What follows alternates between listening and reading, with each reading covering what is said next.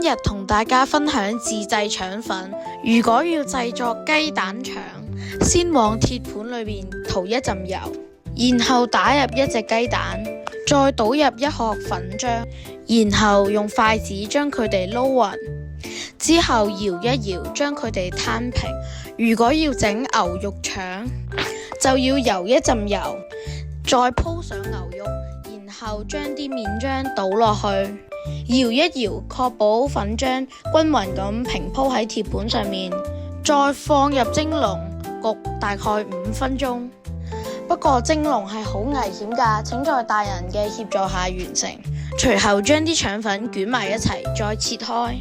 蒸熟咗之後，就將腸粉從蒸籠裏邊攞出嚟，然後用刮鏟將佢哋捲成一條條。捲好之後，將佢哋分成一半，再裝入容器裏邊就得㗎啦。食之前記得加上秘製豉油，咁就真係超正啦！哇，好香！